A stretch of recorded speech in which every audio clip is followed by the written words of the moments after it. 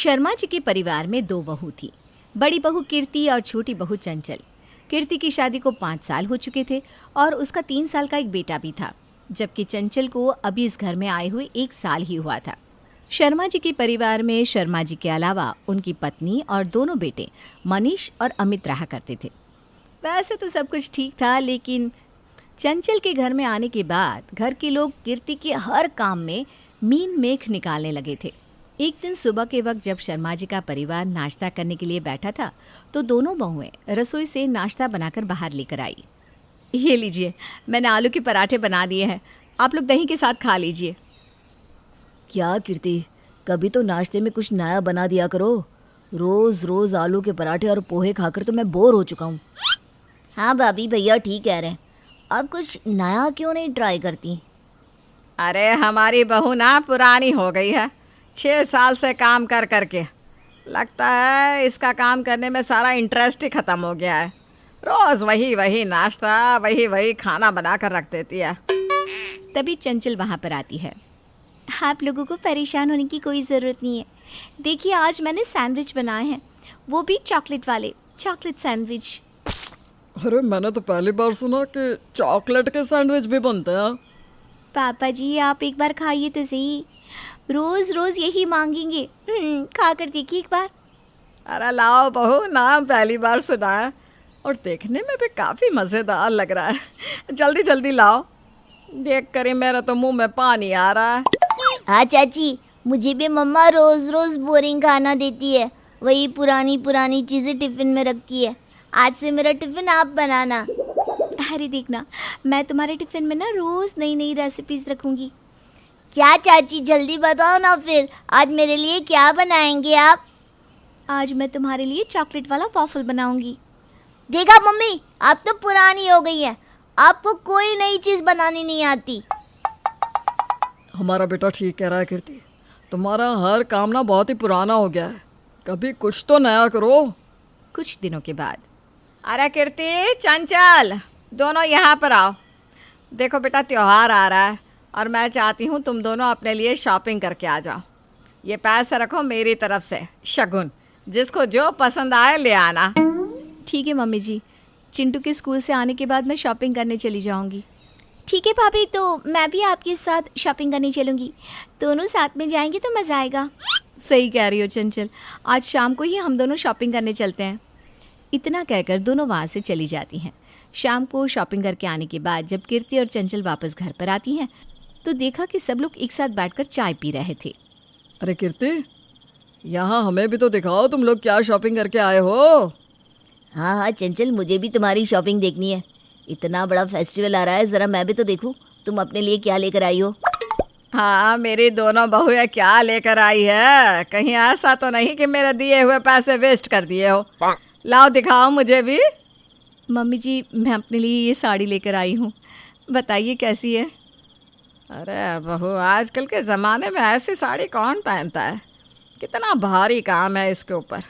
आजकल तो बड़ी सिंपल और प्लेन साड़ियों का फैशन है। चंचल बहू, तुम दिखाओ क्या लेकर आई हो। मम्मी जी, मैं अपने लिए रेड कलर का गाउन लेकर आई हूँ। मुझे ना इस तरह की ड्रेसेस बहुत पसंद है और आजकल बहुत फैशन में भी है। अरे चंचल, जब तुम कीर्ति के साथ गई थी तो उसको भी ऐसा ही कुछ दिलवाना चाहिए था ना। ये क्या पुराने ज़माने की साड़ी उठा कर ले आई। मम्मी जी, मैंने तो भाभी से कहा भी था कि वो भी अपने लिए ऐसा ही गाउन खरीद ले। हम दोनों बिल्कुल एक जैसे लगते ना, मॉडर्न बहुएं। क्या हुआ कीर्ति, तुमने चंचल की बात क्यों नहीं मानी? ऐसे पुराने ज़माने टाइप के कपड़े क्यों लेकर आ गई? मम्मी सही तो कह रही है, इस तरह की साड़ियाँ तो कभी मम्मी ने भी नहीं पहनी, पता नहीं कहाँ से लेकर आ गई। भाभी की पसंद काफ़ी पुरानी हो गई है ना। वैसे उनको ना आजकल के ज़माने की और फैशन के बारे में लगता है कुछ पता ही नहीं है। मम्मी, आप ना थोड़ी पुरानी हो गई है, आपको भी चाची की तरफ फैशन वाले कपड़े लेकर आने चाहिए थे। सबकी बातें सुनकर कीर्ति चुपचाप वहाँ से चली जाती है। कीर्ति को समझ में नहीं आ रहा था कि आखिर चंचल के आने के बाद सब लोग उसे बार बार पुरानी बहू क्यों कहते थे, क्योंकि जब तक चंचल इस घर में नहीं आई थी तब तक कीर्ति की लाई हुई सारी चीज़ें सबको बहुत पसंद आती थी। कुछ दिनों के बाद एक दिन सुबह के वक्त, अमित, वैसे हमारी कार ना काफ़ी पुरानी हो गई है, आपको नहीं लगता हमें नई कार खरीद लेनी चाहिए? हाँ चंचल, बात तो तुम्हारी ठीक है, लेकिन इसके बारे में हमें भैया भाभी और मम्मी पापा से भी पूछना पड़ेगा ना। चंचल और अमित अपने परिवार वालों के साथ इस बारे में बातचीत करने के लिए उनके पास जाते हैं। भैया, मैं सोच रहा था हम अपनी पुरानी कार बेचकर एक नई कार खरीद लेते हैं। हाँ बेटा, वैसे बात तो तुम्हारी ठीक है। कार काफ़ी पुरानी हो गई है और हमें एक बड़ी गाड़ी चाहिए। घर में इतने सारे लोग हैं, छोटी कार से प्रॉब्लम होती है। हाँ, तुम्हारी मम्मी ठीक कहती है। एक बड़ी कार खरीद लो ताकि अगर सबको कहीं एक साथ बाहर जाना हो तो आराम से उसमें बैठ कर जा सके। लेकिन वो हमारे घर की पहली कार है, हम उसे कैसे बेच सकते हैं? एक काम करते हैं ना, उस कार को भी रख लेते हैं और एक बड़ी कार खरीद लेते हैं। कीर्ति, लेकिन 2 कार का करेंगे क्या? कभी अगर सबको नहीं जाना हुआ तो छोटी कार को यूज़ कर सकते हैं, और जब सबको एक साथ जाना होगा तो बड़ी कार में जा सकते हैं। अरे बहू, लेकिन वो कार बहुत पुरानी हो चुकी है। थोड़े दिनों बाद तो उसकी कोई कीमत भी नहीं मिलेगी। लेकिन मम्मी जी, वो इस घर की पहली और सबसे पुरानी कार है और मुझे तो उससे बहुत ज़्यादा इमोशनल अटैचमेंट भी है। भाभी, आपकी बातें सुनकर लगता है आपको सारी पुरानी चीज़ों से बहुत इमोशनल अटैचमेंट है। क्या मम्मी, आपकी पसंद तो पुरानी हो ही गई है, अब आपको घर की पुरानी चीज़ें भी अच्छी लगने लगी। देखो कीर्ति, एक कार है और तुम इतने पुराने ज़माने के लोगों की तरह बातें कब से करने लगी? अरे अब तो मम्मी पापा भी कह रहे हैं ना कि नई गाड़ी लाना है, तो फिर प्रॉब्लम क्या है? मैं तो उसी दिन कह रही थी ना कि शादी के 6 साल होने से ही हमारी बहू पुरानी हो गई है। पता नहीं आने वाले वक्त में इसका क्या होगा। क्या होगा मिसेस शर्मा की पुरानी बहू का? क्या वो फिर से बनेगी नई बहू? शर्मा जी के घर में नई बहू चंचल के आने से सब लोग घर की बड़ी बहू कीर्ति को पुरानी बहू कहने लगे थे। सबको चंचल के काम अच्छे और मॉडर्न लगते थे और कीर्ति की सारी चीज़ें पुराने ज़माने की लगती थी। इस बात से कीर्ति को अंदर ही अंदर काफ़ी बुरा लगता था, लेकिन वो किसी से कुछ नहीं कहती थी। कीर्ति का बेटा चिंटू भी बात बात पर अपनी मम्मी को पुराने ज़माने की कहने लगा था। एक दिन चिंटू के स्कूल में मदर्स डे का कंपटीशन था। मम्मी, आपको ना कुछ अच्छा सा करना होगा। मेरे स्कूल में मैम ने बोला है कि सब बच्चों की मम्मियों को कुछ ना कुछ करके दिखाना है। ठीक है बेटा, मैं कुछ न कुछ ज़रूर करूँगी। मम्मी, क्या हम चाची को भी अपने साथ मेरे स्कूल में ले जा सकते हैं? अरे क्यों नहीं बेटा, तू अपनी मैडम से परमिशन ले लेना। कह देना मेरी चाची बहुत अच्छी है और मेरे साथ मदर्स डे के फंक्शन में आना चाहती है। मुझे नहीं लगता कि तेरी मैम मना करेगी। अब ठीक कहती है दादी, अगर चाची भी मेरे स्कूल के फंक्शन में आएंगी ना तो मैं अपने सारे दोस्तों को चाची से मिलवाऊंगा और उनको दिखाऊंगा कि मेरी चाची कितनी मॉडर्न है। हाँ चिंटू, तुम बिल्कुल ठीक कह रहे हो। तुम अपनी मम्मी और चाची दोनों को लेकर जाओ। अगर तुम्हारी मम्मी को कोई प्रॉब्लम आए तो कम से कम तुम्हारी चाची बात तो संभाल लेगी। मनीष की बात सुनकर कीर्ति को बिल्कुल भी अच्छा नहीं लगता, लेकिन वो चिंटू के स्कूल के फंक्शन में चंचल को अपने साथ लेकर जाती है। जब सब लोग फंक्शन से लौट कर आते हैं तो चिंटू का उदास चेहरा देखकर सब लोगों को समझ में आ जाता है कि कुछ न कुछ गड़बड़ ज़रूर हुई होगी। अरे क्या हुआ चिंटू बेटा? सुबह तो तुम इतना खुश होकर स्कूल के फंक्शन में गए थे, अब इतना उदास क्यों लग रहे हो? क्या हुआ चिंटू, अपने चाचा को नहीं बताओगी? मेरा बेटा इतना उदास क्यों है? मैंने मम्मी से कहा था कि फंक्शन में कुछ अच्छा करना। अरे तो क्या कर दिया तुम्हारी मम्मी ने जिसकी वजह से इतने उदास हो? मम्मी ने वही किसी पुरानी फिल्म का पुराना सा गाना गा दिया। बाकी सबकी मम्मियाँ कितनी मॉडर्न थी। आज अगर चाची नहीं होती तो मेरा मजाक ही बन जाता। कीर्ति बहू, बात क्या है? ऐसा तुमने क्यों किया? मम्मी जी, मुझे लगा कि मुझे पुराने गाने गाना बहुत अच्छे से आता है, इसलिए मैंने स्कूल के फंक्शन में पुराना गाना गा दिया, लेकिन ये तो नाराज़ हो गया। वो क्या है ना मम्मी जी, इसमें चिंटू की गलती नहीं है। चिंटू इतने अच्छे स्कूल में पढ़ता है, वहाँ सारे बच्चों की मम्मियाँ काफ़ी मॉडर्न थी। किसी ने डांस किया तो किसी ने कुछ अलग ही करके दिखाया, और भाभी ने किसी पुराने फिल्म का गाना गा दिया, तो बस चिंटू उदास हो गया। लेकिन आप जानती है दादी, चाची ने वहाँ पर लेटेस्ट गाने सुनाए, अच्छा डांस भी किया और वो विनर बन गई। मैम ने मम्मी की जगह चाची को प्राइज दिया। तो फिर तो ठीक है ना चिंटू बेटा, तुम्हें तो खुश होना चाहिए। लेकिन सबको पता तो चल गया ना कि मम्मी कितनी पुरानी है। काश मम्मी भी चाची की तरह नहीं होती। इतना कहकर चिंटू वहाँ से चला जाता है। सब लोगों की बात सुनकर एक बार फिर से कीर्ति को बहुत बुरा लगता है। कुछ दिनों के बाद अरे हम सब लोगों को गांव पर जाना है, वहाँ पर बुआ जी के घर पर शादी है, तो सब लोग एक साथ ही चलेंगे। हाँ पापा जी, अब तो बड़ी वाली नई कार भी आ गई है, हम सब एक ही कार में जा सकते हैं। लेकिन सामान बहुत सारा होगा, एक काम करते हैं ना, दोनों कार ले चलते हैं। लेकिन अब पुरानी कार में बैठेगा कौन भाभी? पहली बार इतना दूर जा रहे हैं तो नई कार में बैठने का ही मन है। मनीष, आप, मैं और चिंटू पुरानी कार के साथ सारा सामान लेकर चलेंगे और बाकी के लोग नई कार में बैठकर जाएंगे। अब देखिए, पूरा सामान और घर के सारे लोग एक कार में तो नहीं आ सकते ना। मनीष बेटा, तुम अपनी बहू को पुरानी कार में ही लेकर जाओ। यह खुद भी पुरानी हो चुकी है और उसे पुरानी चीज़ें इतनी पसंद है कि अगर नई कार में बैठेंगी ना तो इसकी तबीयत खराब हो जाएगी। अपनी सास की बात सुनकर कीर्ति को बहुत बुरा लगता है, लेकिन वो कुछ नहीं कहती और फिर पूरा का पूरा परिवार दोनों कार लेकर गांव के लिए निकल जाता है। सफ़र की लंबी थकान की वजह से गांव पहुंचने से पहले ही आधे रास्ते में मिसेस शर्मा की तबीयत खराब होने लगती है। क्या हुआ मम्मी, आप ठीक तो है ना? अरे बेटा, मुझे अजीब सी घबराहट हो रही है, तू जल्दी से कार को घर की ओर ले चल। मैं क्या करूं मम्मी, आगे तो रास्ता बहुत संकरा है, ये गाड़ी तो आगे निकल ही नहीं पाएगी। मम्मी जी, मुझे नहीं लगता कि आगे की संकरी गली में ये गाड़ी आगे बढ़ सकती है, आपको थोड़ी देर ऐसे ही रहना होगा। अगर मैं थोड़ी देर और ऐसे रही ना तो मर जाऊंगी।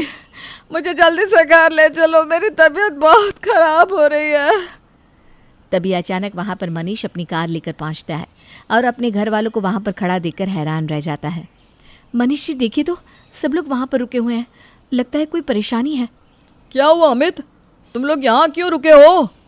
देखिए ना भैया, मम्मी की तबीयत अचानक खराब होने लगी है और गांव का रास्ता आगे इतना संकरा है कि ये बड़ी गाड़ियाँ निकल ही नहीं सकती। अब हम क्या करेंगे? मम्मी जी को अगर सही टाइम पर डॉक्टर के पास नहीं लेकर गए तो इनकी तबीयत और बिगड़ जाएगी। अरे तो इसमें प्रॉब्लम क्या है? मम्मी जी, आप इस पुरानी कार में आकर बैठ जाइए, ये कार यहाँ के रास्तों पर आराम से निकल जाएगी।